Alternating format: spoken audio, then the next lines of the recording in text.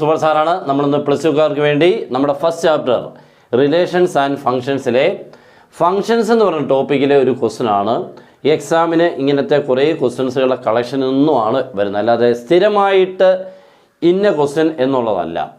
പ്രത്യേകിച്ച് ഇപ്പോൾ ഇത്തിരി ടഫായിട്ടൊക്കെയാണ് വരുന്നത്. അതുകൊണ്ട് നിങ്ങൾ നല്ലതുപോലെ പഠിച്ചോണം. സാധാരണ ഒരു 2 വർഷത്തിന് മുൻപ് ഇല്ലെങ്കിൽ 1 വർഷത്തിന് മുൻപ് വന്ന രീതിയിൽ കൂടി അല്ല ക്വസ്റ്റ്യൻ വരുന്നത്. ഇത്തിരി കുട്ടികളെ എളുപ്പത്തിൽ ചെയ്യുന്ന രീതിയൊക്കെ ഒന്ന് മാറ്റി ഇത്തിരി വർക്ക് ചെയ്തെങ്കിൽ മാത്രമേ, അങ്ങനെയൊക്കെ പഠിച്ചെങ്കിലേ പ്രയോജനമുള്ളൂ കേട്ടോ. ഇപ്പോഴാണ് അത് അവർ മനസ്സിലാക്കിയത്, അതുകൊണ്ട് ക്വസ്റ്റ്യൻ അങ്ങനെ ആക്കിയതാണ്. അല്ല നിങ്ങളെ ബുദ്ധിമുട്ടിക്കണമെന്ന് വിചാരിച്ചുകൊണ്ടേ അല്ല. നമ്മൾ ആ എളുപ്പത്തിലുള്ള രീതിയിൽ കൂടെ പഠിച്ചു വന്നുകൊണ്ടൊന്നും മണ്ടയ്ക്കോട്ട് ഇല്ല. ആ ഇവിടം വരെ ഉള്ളൂ തീരെ. പിന്നെ അങ്ങോട്ട് നമ്മൾ പോകുമ്പോൾ പലയിടത്തും നമ്മൾ ഫെയിലായി പോകുന്നൊരവസ്ഥയെ കാണാറുള്ളത്. അതുകൊണ്ടാണ് ഇത് മാറ്റി ഇത്തിരി ബുദ്ധിമുട്ടുള്ളതും ടഫായിട്ടുള്ളതൊക്കെ ഉള്ളതിനെ കവർ ചെയ്ത് നമുക്ക് ടോപ്പിലോട്ട് എത്തിയാൽ, ഹയർ സ്റ്റഡീസിലെത്തിയാൽ കുഴപ്പമില്ല. ഓക്കെ, അപ്പോൾ എല്ലാവരും നല്ലതുപോലെ പഠിച്ചോണം. പിന്നെ നമ്മുടെ ഓൺലൈൻ ക്ലാസ് ഉണ്ട് പോലെ ജോയിൻ ചെയ്യാം. നിങ്ങൾക്ക് സൂപ്പറായിട്ട് പ്ലസ് ടുവിലെ എല്ലാ കാര്യങ്ങളും സിമ്പിളായിട്ട് പഠിച്ച് ഫുൾ മാർക്കിൽ എത്തിക്കുന്ന എളുപ്പ രീതി കൂടെ ഉള്ളതാണ്. നിങ്ങൾക്ക് എല്ലാം കിട്ടും. ക്ലാസ് കിട്ടും, നോട്ട്സ് ചാപ്റ്റർ വൈസ് ആയിട്ട് കിട്ടും, പിന്നെ നമുക്ക് ഇക്വേഷൻ ബുക്കിലെറ്റ് കിട്ടും, പിന്നെ നിങ്ങൾക്ക് ഒരു ക്വസ്റ്റ്യൻ പാക്കേജ്, ലാസ്റ്റിൽ ക്വസ്റ്റ്യനും ആൻസറോടുള്ളൊരു പാക്കേജ് കിട്ടും. അതെല്ലാം കിട്ടും. നമ്മൾ ആ തരുന്ന ഒരു ഓർഡറിലാക്കിയാണ് തരുന്നത്, അവനെ അങ്ങ് പഠിച്ചാൽ മതി. ഓക്കെ, അപ്പോൾ നമുക്ക് സ്റ്റാർട്ട് ചെയ്യാം. Consider the function F from R to R given by F of X is equal to, ഇവനെ വല്ല പരിചയമുണ്ട്, മെട്രിക്സ് എക്സ് അല്ല, greatest integer function of X. Okay, check F is 1 1 onto bijective. Greatest integer ഫംഗ്ഷൻ്റെ 1 1 ഓൺ ടുവും അല്ലെങ്കിൽ bijective, ഇത് രണ്ടും കൂടെ ആകുമ്പോഴാണ് എന്താ ബൈജക്റ്റീവ്. നിങ്ങൾ കേട്ടിട്ടുണ്ടാവും. ഇത് ഇൻജക്റ്റീവ് കേട്ടോ, അടുത്തത് സർജക്റ്റീവ്, രണ്ടുകൂടെ ചേരുമ്പോൾ ബൈജക്റ്റീവ്. അപ്പോൾ ഇൻജക്റ്റീവ്, സർജക്റ്റീവ്, ബൈജക്റ്റീവ് കേട്ടോ. മറ്റൊരു പേരാണ് 1 1 ഓൺ ടു. രണ്ടും എല്ലാം ഒന്ന് തന്നെ. അപ്പോൾ ഇത് രണ്ടും സെയിം ആണ്, ഇത് രണ്ടും സെയിം ആണ്, രണ്ടുകൂടെ ചേരുമ്പോൾ ബൈജക്റ്റീവ് ആവും. നമുക്ക് ആദ്യം ഒന്ന് ചെക്ക് ചെയ്യാം. എല്ലാവരും ശ്രദ്ധിച്ചിരിക്കണം. ഓക്കെ, അപ്പോൾ നമ്മൾ 1 1 എന്ന് പറഞ്ഞാൽ നിങ്ങൾക്ക് മനസ്സിലായി കാണും. അപ്പോൾ അതിന് വേണ്ടി ഞാൻ ചെറിയൊരു ഫിഗർ വരയ്ക്കുകയാണ് കേട്ടോ.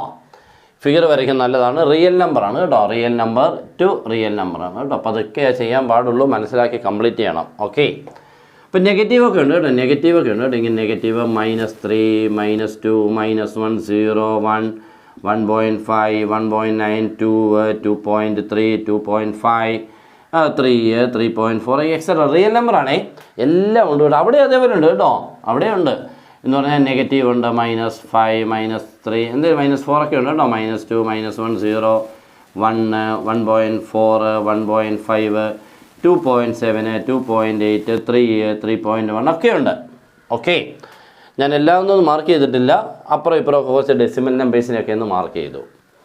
നമുക്കിനി ഇത് 1 1 ആണോ എന്ന് തെളിയിക്കണം. എങ്ങനെയാണ് 1 1 ആണോ അല്ലയോ എന്നുള്ളത് ചെക്ക് ചെയ്യണം. 1 1 എന്ന് പറയുന്നത് എന്താണ്?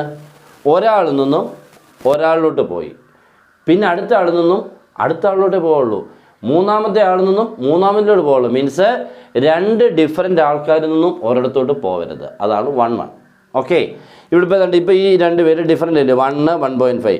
ഇവിടുന്ന് 2 ഇടത്തുനിന്നും ഈ 2 പേരിൽ നിന്നും 2 ഇടത്തോട്ടായിരിക്കണം. അല്ല, ഈ 2 പേരിൽ നിന്നും ഒരിടത്തോട്ടായി കഴിഞ്ഞാൽ പിന്നെ 1 1 അല്ല. ഓക്കെ, അപ്പോൾ നമുക്ക് ആദ്യം 1 1 അങ്ങോട്ട് ഹെഡിങ് എഴുതണം. എങ്ങനെയാണ് ഇനി അത് 1 1 ആണോ അല്ലയോ എന്ന് ചെക്ക് ചെയ്യാൻ? ഗ്രേറ്റസ്റ്റ് ഇൻറ്റിജർ ഫംഗ്ഷൻ നിങ്ങൾക്കറിയാം. ഗ്രേറ്റസ്റ്റ് ഇൻറ്റിജർ ഫംഗ്ഷൻ്റെ മീനിങ് എന്താണെന്നൊക്കെ ഉള്ളത് അറിയാമോ? ഇപ്പോൾ 5.3 എന്ന് എഴുതിയാൽ ആ 5.3 നിന്നും കിട്ടാവുന്ന ഏറ്റവും വലിയ ഇൻറ്റിജർ നിങ്ങൾക്കറിയാം, 5 രൂപ 30 പൈസ ഒരാൾക്കായിട്ട്. അപ്പോൾ നമ്മൾ കറക്റ്റായിട്ട് ഇത് ഇൻറ്റിജറായിട്ട് കൊടുക്കുകയാണെങ്കിൽ എത്ര രൂപ കൊടുക്കും? 5 രൂപ കൊടുക്കും, 30 പൈസ വെച്ചിട്ട് അല്ലേ. ഏറ്റവും വലിയ ഇൻറ്റിജർ അതാണ്. 6 രൂപയുണ്ടോ? 5 രൂപ 30 പൈസയ്ക്കുള്ളിൽ നമുക്ക് 6 രൂപ കിട്ടാനില്ല. മാക്സിമം കിട്ടാവുന്ന രൂപ എത്ര? കംപ്ലീറ്റ് ആയിട്ട് 5 രൂപയാണ്. അപ്പോൾ ഏറ്റവും കൂടുതലായിട്ട് മാക്സിമം കേട്ടോ. ഇപ്പോൾ 3.99 ആണെങ്കിൽ അവിടെ 3 ഉള്ളൂ കേട്ടോ. അത് 3.99 4-നടുത്താണെന്ന് പറഞ്ഞാൽ 4 കൊടുക്കാൻ പാടില്ല. 3.9999 ആണെങ്കിലും 3 എടുക്കാൻ പാടുള്ളൂ. ദ ഗ്രേറ്റസ്റ്റ് ഇൻറ്റിജർ അതാണ് കേട്ടോ. ഒരിക്കലും ഇയാളെക്കാളും വലുതാകാൻ പാടില്ല ഈ ആൻസർ. 3.9 ആകുമ്പോൾ 3 എടുക്കാവുള്ളൂ. ഓക്കെ, ഈ 1 1 എന്നുള്ള നോക്കുമ്പോൾ നമുക്ക് നോക്കിക്കുക, എല്ലാവരും ഒന്ന് ശ്രദ്ധിക്കുക. ഞാൻ 2 നമ്പറിനെ ഒന്ന് കൊടുത്ത് നോക്കാം. ഇവിടെ തന്നെ ഉള്ള 2 നമ്പറിനെ കൊടുക്കുക. ഇപ്പോൾ 1.5 1.5ൻ്റെ ഗ്രേറ്റസ്റ്റ് ഇൻറ്റിജർ എത്ര മോനെ? 1 ശരിയല്ലേ? 1.5ൻ്റെ ഗ്രേറ്റസ്റ്റ് ഇൻറ്റിജർ 1. നെക്സ്റ്റ് 1.9 എക്സിന് നമ്മൾ 1.9 കൊടുത്തു. 1.9ൻ്റെയും ഗ്രേറ്റസ്റ്റ് ഇൻറ്റിജർ ആരാ? 1. അവിടെ വെച്ചേ കഴിഞ്ഞു. എന്ത് കഴിഞ്ഞു? രണ്ട് ഡിഫറെൻറ്റ് നമ്പേഴ്സുകളുടെ ആൻസർ സെയിം ആയി എന്ന് പറഞ്ഞാൽ 1.5ൽ നിന്നും 1ലോട്ട്, 1.9 നിന്നും 1ലോട്ട്. കണ്ടോ? 1.5ഉം 1.9ഉം രണ്ട് നമ്പേഴ്സാണ് ഡിഫറെൻ്റ് ആയിട്ടുള്ളത്. ബട്ട് അവരുടെ രണ്ടിൻ്റെ ഇമേജ് കണ്ടോ? ഒന്ന് തന്നെയാണ്, 1 തന്നെയാണ്. മറ്റൊന്ന് നോക്കിക്കേ, ഇപ്പോൾ 2.3യുടെ ആണെങ്കിൽ 2.3യുടെ ആണെങ്കിൽ നമുക്ക് കിട്ടുന്നത് ഇവിടോട്ട് 2 എന്നിട്ടേക്കാം. 2.3ൽ നിന്നും 2ലോട്ടാണ്, 2.5ൽ നിന്നും 2ലോട്ടേ വരത്തുള്ളൂ. 2.3യുടെയും ഗ്രേറ്റസ്റ്റ് ഇൻറ്റിജർ 2 ആണ്, 2.5ൻ്റെയും ഗ്രേറ്റസ്റ്റ് ഇൻറ്റിജർ 2 ആണ്. കണ്ടോ? അപ്പോൾ ആ രണ്ട് ഡിഫറെൻറ്റ് നമ്പേഴ്സിൻ്റെ ആൻസർ പക്ഷേ എന്തായിപ്പോയി? 7 സെയിം ആയിപ്പോയി. എന്താ? 2 തന്നെ. കണ്ടോ? അപ്പോൾ ഈ രണ്ട് നമ്പേഴ്സിൻ്റെ ആൻസർ സെയിം ആയി. ഇതേപോലെയാണ് ഇപ്പോൾ 3.4 നിന്നും 3ലോട്ടായിരിക്കും, 3.7 നിന്നും 3ലോട്ടായിരിക്കും, 3.9 നിന്നും 3ലോട്ടായിരിക്കും. കണ്ടോ? അപ്പം പല ഡിഫറെൻറ്റ് നമ്പേഴ്സിൻ്റെ ആൻസർ ഓരോരുത്തോട്ടാണ്. അപ്പോൾ ഇതൊന്നും എന്തല്ല? 1 അല്ല. ഓക്കെ, അപ്പോൾ ഇവിടെ 1.5നും 1 ആണ്, 1.9നും 1 ആണെന്ന് മനസ്സിലായി. F is not 1. അപ്പോൾ നമ്മൾ എന്താണ് എഴുതേണ്ടത്? Clearly F is not 1 because F of X has same value for many points. F of X has same value for many points. That means F of എക്സിന് സെയിം വാല്യൂ ആണ് കിട്ടുന്നത്, but many points, these are many points. കണ്ടോ? പക്ഷേ answers എല്ലാം എന്താണ്? Same ആയി. Okay ആണല്ലോ? ഇതാണ് 1 അല്ല. അപ്പോൾ നമ്മൾ എഴുതേണ്ടത് ആ ഞാൻ പറഞ്ഞ സെൻറ്റൻസ് ഇവിടോട്ട് എഴുതിയിട്ട് clearly F is not 1 because F of X has same value for many points. Okay, next onto. Okay, onto എന്ന് പറയുമ്പോൾ നമുക്ക് രണ്ട് മെത്തേഡുകൾ ഓണ്ടു നമ്മൾ പ്രൂവ് ചെയ്യുന്നുണ്ട്. ഇവിടെ നമ്മൾ രണ്ടാമത്തെ മെത്തേഡാണ് ചെയ്യേണ്ടത്. ഒരു ഫംഗ്ഷൻ ഓണ്ടു ആകണമെന്നുണ്ടെങ്കിൽ നമ്മുടെ റേഞ്ചും കോഡൊമൈനും തമ്മിൽ ഈക്വൽ ആകണം മോനെ. ഇതാണ് എൻ്റെ കണ്ടീഷൻ. കേട്ടോ? Range and codomain both are equal. ഒരു ഫംഗ്ഷൻ്റെ റേഞ്ചും കോഡൊമൈൻ എന്ന് പറഞ്ഞാൽ സെക്കൻഡ് സെറ്റ് ഫുൾ, അതാണ് കോഡൊമൈൻ. റേഞ്ച് എന്ന് പറഞ്ഞു കഴിഞ്ഞാൽ ആരോ ചെന്ന് ഇങ്ങനെ ഇടിക്കുന്നത് മാത്രം, സെക്കൻഡ് സെറ്റിലെ ഏതൊക്കെ നമ്പറുകൾ ചെന്ന് ഇങ്ങനെ നമ്മൾ ആരോ ഇടിക്കുന്നു, അതാണ് റേഞ്ച്.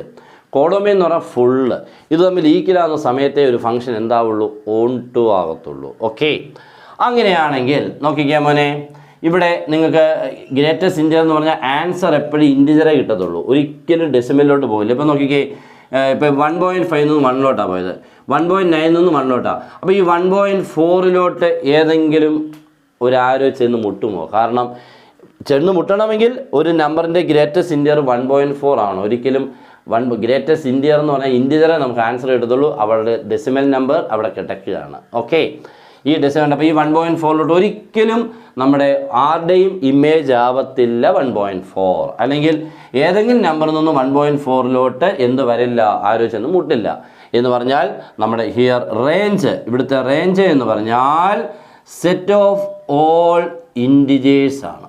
നമ്മുടെ ആൻസർ എപ്പോഴും ഇൻറ്റിജറല്ലേ കിട്ടത്തുള്ളൂ, ശരിയല്ലയോ?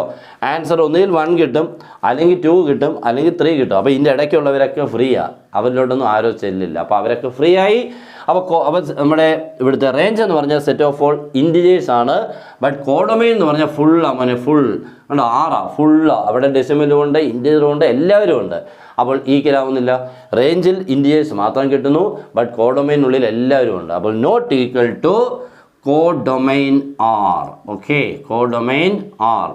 Therefore, F is not onto. അപ്പോൾ 1 ആയില്ല, ഓണ്ടു ആയില്ല, 2 ആയില്ല. അതുകൊണ്ട് ഇയാൾ എന്തോ ആവില്ല? ബൈജക്റ്റീവും ആവില്ല. അപ്പോൾ നമ്മൾ എഴുതും therefore F is not bijective. Okay, ഇങ്ങനെയാണ് ഈ പ്രോബ്ലം നമ്മൾ ചെയ്തെടുക്കുന്ന ഏറ്റവും സിമ്പിൾ മെത്തേഡ്. മനസ്സിലായെങ്കിൽ മാക്സിമം ഒന്ന് ഷെയർ ചെയ്യാൻ മടിക്കരുത് ഇപ്പം തന്നെ. ഓക്കെ, ക്ലാസ്സുകളൊക്കെ നമ്മളിങ്ങനെ ഇടയ്ക്ക് നിങ്ങൾക്ക് തന്നുകൊണ്ടിരിക്കും. അപ്പോൾ എല്ലാവർക്കും ബെസ്റ്റ് വിഷസ്. Good bye.